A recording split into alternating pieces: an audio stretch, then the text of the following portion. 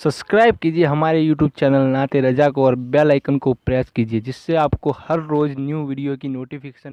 अल्लाह के हबीब सल्लल्लाहु अलैहि वसल्लम इरशाद फरमाते हैं, हदीस पाक का मफहूम है, इंसान के अखलाक अच्छे नहीं हैं और वो पूरी रात नमाजें पढ़ता है और वो दिन को नफिल रोजे रखता है, लेकिन उसके अखलाक अच्छे नहीं हैं, तो अल्लाह के हबीब अलैहिस्सलाम फरमाते हैं वो जहन्नम में जाएगा। मेरे प्यारे आका सल्लल्लाहु अलैहि वसल्लम के प्यारे दीवानों, अल्लाह के हबीब सल्लल्लाहु अलैहि वसल्लम इरशाद फरमाते हैं, अल्लाह रब्बुल इज्जत जिस पर खुसूसी करम अता फरमाता है उसको अच्छे अखलाक अता फरमा देता है, उसको अच्छे अखलाक से माला माल फरमा देता है।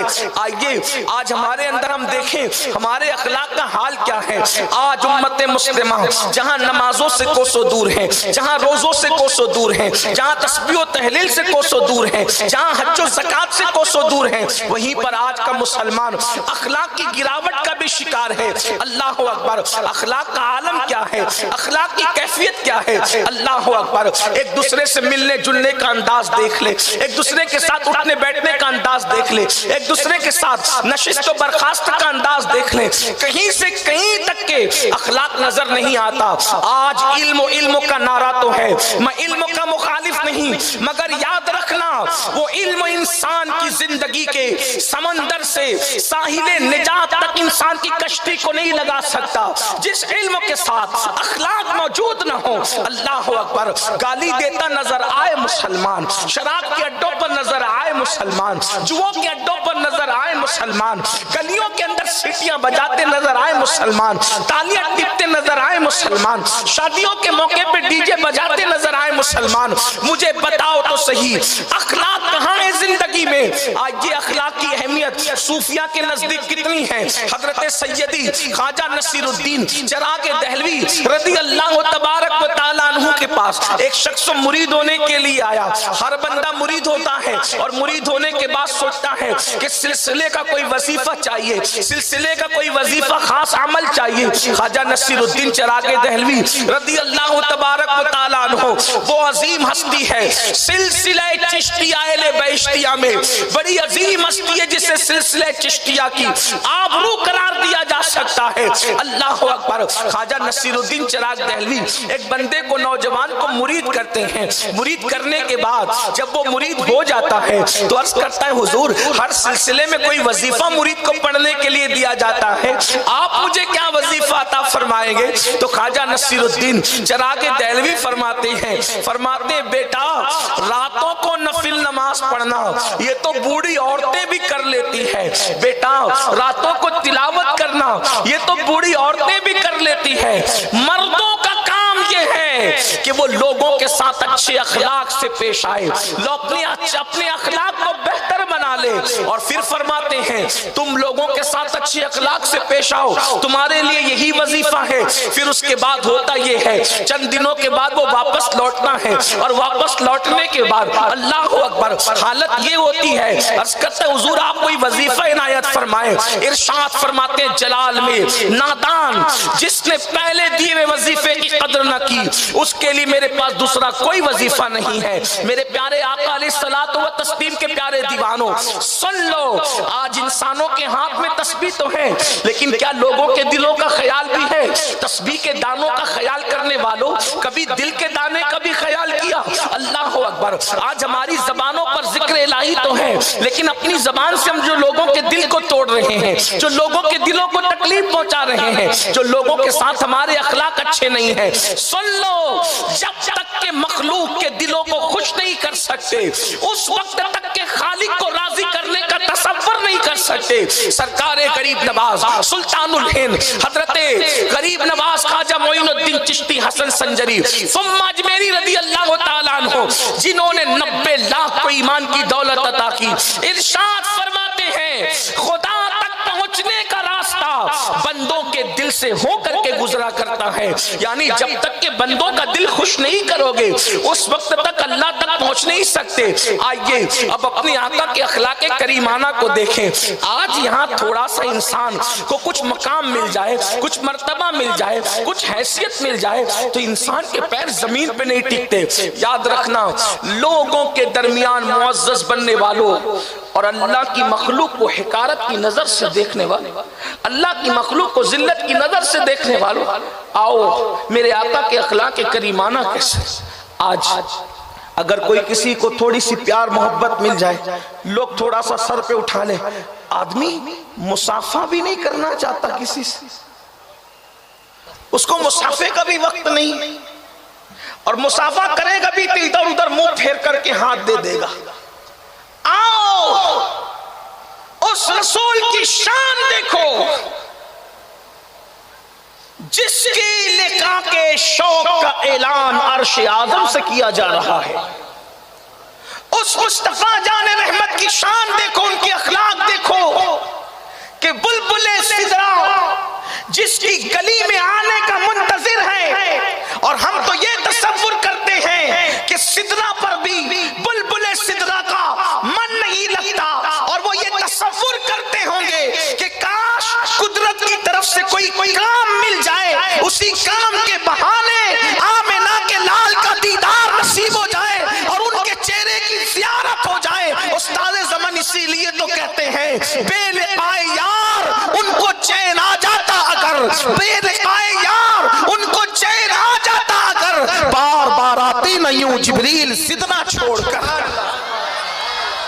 جس کی گلی کا مشتاق جبریل امین ہو, جس کے در کا دربان جبریل امین ہو, میرے امام کہتے ہیں تیرے در کا دربان ہے جبریل اعظم, تیرے در کا دربان ہے جبریل اعظم, تیرا مدح خواہ ہر رسول و ولی ہے, نبی سرورے ہر رسول و ولی ہے, نبی رازدارے معلّہ علی ہے, بیتاب جس کے لیے عرش اعظم وہ اس راہ روے لامکان کی گلی ہے. تیرے در کا درباں ہے جبریل اعظم, تیرا مدح خواہ ہر رسول و ولی ہے, اور تمنا فرمائے یہ روز محشر یہ تیری رہائی کی چٹھی ملی ہے. اللہ اکبر, وہ رسول جن کے لیے کائنات بنی, وہ رسول جن کے لیے کائنات سجی, وہ رسول جن کے لیے زمین و زماں بنے, جن کے لیے مکین و مکاں بنے, جن کے لیے چنین و چنا بنے, جن کے لیے این و آ بنے, جن کے لیے یہاں وہ وہاں بنے,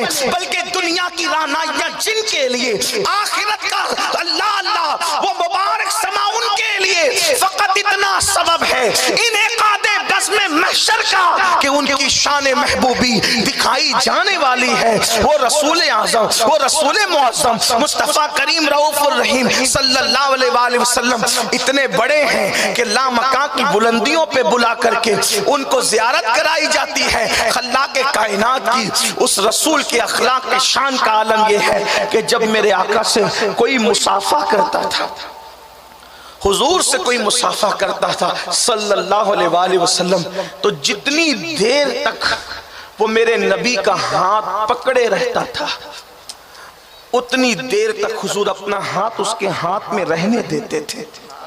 حضور نے کبھی ہاتھ کھینچا نہیں, حضور نے ہاتھ کبھی واپس لیا نہیں, بلکہ اللہ کے حبیب علیہ السلام جب تک وہ اپنے حضور کے ہاتھوں کو اپنے ہاتھوں میں لیا رہتا, حضور بھی اپنا ہاتھ اس کے ہاتھ میں دیے رہتے. اور لوگوں کا حال تو یہ تھا کہ حضور کے ہاتھ بڑے گورے گورے اور نرم نرم تھے. صحابہ کہتے ہیں, بالخصوص حضرت انس ابن مالک راوی ہیں, کہتے حضور کے ہاتھ اتنے نرم تھے کہ ریشم بھی اتنا نرم نہیں دیکھا, اور اتنے خوشبودار تھے کہ مشک میں بھی ایسی خوشبو نہیں پائی.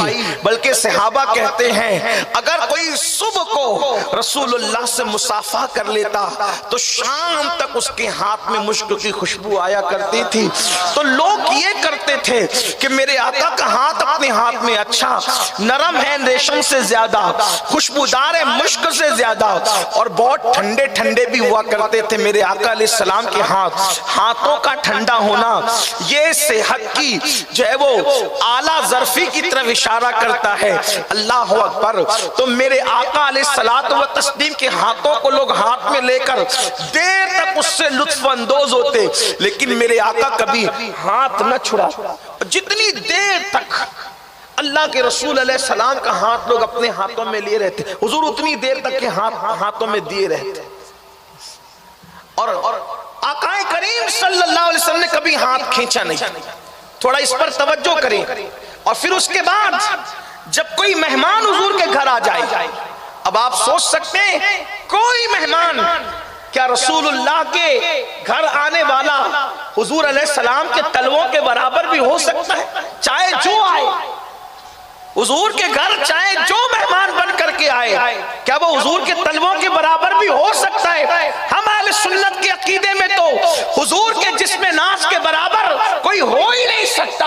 اللہ اکبر۔ تو حضور علیہ السلام کے گھر صحابہ میں جو بھی تشریف لائے گا، چاہے وہ کسی دیہات سے آیا ہو، شہر سے آیا ہو، کہیں سے آیا ہو، اللہ اکبر، وہ میرے آقا کا غلام ہی تو ہوگا، حضور کے برابر تو نہیں ہو سکتا۔ مگر قربان جائیں، یہ اپنے نبی کی شان ہے مسلمانوں کہ میرے آقا علیہ الصلوۃ والتسلیم کے گھر جب بھی کوئی آتا، جتنی دیر تک وہ بیٹھا رہتا، میرے آقا بھی اس کے ساتھ بیٹھے رہتے، جب تک کہ وہ اٹھ کر کے نہ جاتا، میرے آقا بھی اٹھ کر کے نہ جاتے، نہ بیزاری کا اظہار فرماتے، اور بلکہ جب وہ اٹھ کر جانے لگتا تو مہمان اگر معزز اتنا، حالانکہ وہاں سبھی عزت دار تھے، لیکن حضور علیہ الصلوۃ والتسلیم کم سے کم مہمان کا اکرام اتنا فرماتے کہ اس کو اپنے دروازے تک چھوڑنے کے لیے جاتے۔ آقا علیہ السلام اس کو دروازے تک چھوڑنے کے لیے جاتے، اور جب تک وہ مہمان حضور کی طرف خود پیٹ نہیں کرتا، میرے آقا بھی اس کی طرف پیٹ نہیں فرماتے تھے۔ اللہ اکبر۔ اور اگر مہمان اور معزز ہوتا تو بعض مہمانوں کو میرے آقا سنیت الوداع، یعنی مدینہ منورہ کا وہ مقام جہاں پر مدینے کی سرحد ختم ہوتی ہے، وہاں تک کے مہمانوں کو پہنچانے کے لیے جایا کرتے تھے۔ آپ مجھے بتائیں، لاؤ کوئی اتنا بڑا ہو، پہلی بات تو اتنا بڑا کوئی ہو نہیں سکتا، خدا کی مخلوق میں نہ ان سے پہلے کوئی اتنا بڑا ہے اور نہ قیامت تک کوئی اتنا بڑا ہو سکتا ہے۔ ان کی شان تو یہ ہے، سارے اچھوں میں اچھا سمجھیے جسے، ہے اس اچھے سے اچھا ہمارا نبی، سارے اونچوں میں اونچا سمجھیے جسے، ہے اس اونچے سے اونچا ہمارا نبی، حسن کھاتا ہے جس کے نمک کی قسم، وہ ملی ہے دلارا ہمارا نبی، سب سے اولا و اعلیٰ ہمارا نبی، سب سے بالا و اعلیٰ ہمارا نبی، اپنے مولا کا پیارا ہمارا نبی، دونوں عالم کا دولہ ہمارا نبی۔ اتنا بڑا کوئی ہو نہیں سکتا، نہ تصور کیا جا سکتا ہے۔ اس کے باوجود بھی کوئی ان کے اخلاق تو دیکھے، کوئی ان کا کردار تو دیکھے کہ مہمانوں کو دروازے تک پہنچانے کے لیے آتے ہیں، کبھی سنیت الوداع تک جاتے ہیں۔ اللہ اکبر۔ جب تک وہ بیٹھا ہے، حضور علیہ السلام بھی بیٹھے ہیں، جب تک وہ اٹھ کر نہیں جاتا، میرے آقا بھی اٹھ کر کے نہیں جاتے، اور نہ کبھی بیزاری فرماتے ہیں۔ اب آپ مجھے بتائیں، ان اخلاق کے تناظر میں کیا ہمارے اندر بھی یہ ہے؟ وہ قوم جو اپنے نبی کے اخلاق سے دور ہو جائے، وہ قوم جو اپنے نبی کے کردار سے دور ہو جائے، پھر اس قوم کو عروج و ترقی کیسے مل سکتی ہے؟